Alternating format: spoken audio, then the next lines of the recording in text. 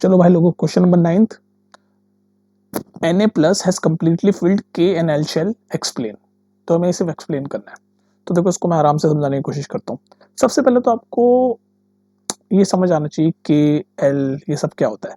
तो एक फॉर्मूला होता है 2n²।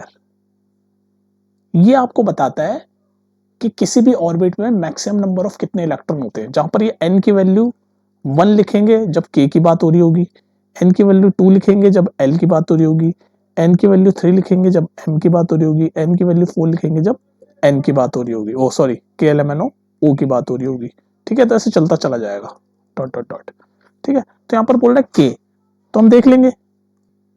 अरे यार ओ नहीं एन ही होगा ये, KLMN ABCD बोल रहा हूँ तुम्हें पढ़ा पढ़ा के।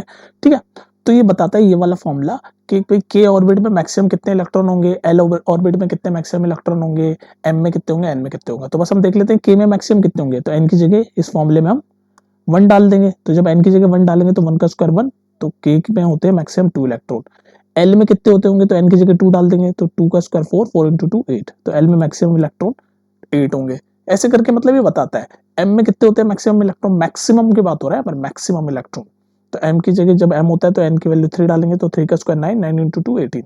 तो एम में मैक्सिमम होते हैं 18। ऐसे करके आप सबका निकाल सकते हो। तो अब आते हैं हम यहाँ पर सोडियम की बात पे।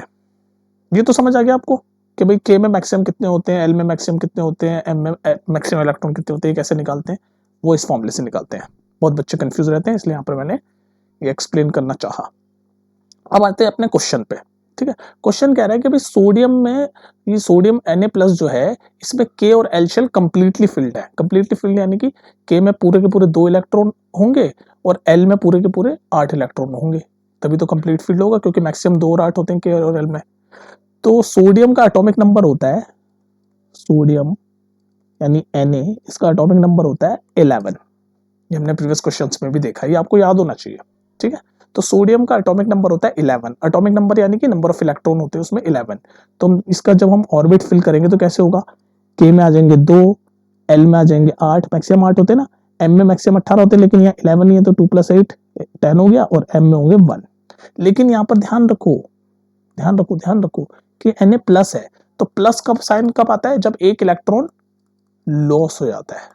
जब इलेक्ट्रॉन नेगेटिवली चार्ज हो जाता है, नेगेटिवली चार्ज जब लॉस हो जाएगा तभी तो प्लस का साइन आएगा, पॉजिटिवली चार्ज हो जाएगा।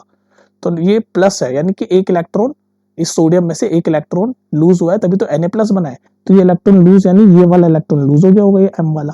तो बस अब हमारे पास क्या बचेगा, हमारे पास ये बचेगा के और एल। तो के कंप्लीटली फिल्ड है 2 से, क्योंकि मैक्सिमम इसकी कैपेसिटी 2 ही होती है, और एन एल आपका कंप्लीटली फिल्ड है 8 से, क्योंकि इसकी मैक्सिमम कैपेसिटी 8 होती है। तो हेंस प्रूव्ड, ये क्वेश्चन कह रहा था कि एक्सप्लेन करो, तो ये ऐसे हमने एक्सप्लेन कर दिया। अब ये बहुत ही इंपॉर्टेंट क्वेश्चन है कॉन्सेप्ट वाइज भी, तो इसको 2-3 बार सुन लेना, इसलिए मैंने आपको ये आराम से समझाया है। ठीक है, चलो नेक्स्ट क्वेश्चन देखते हैं।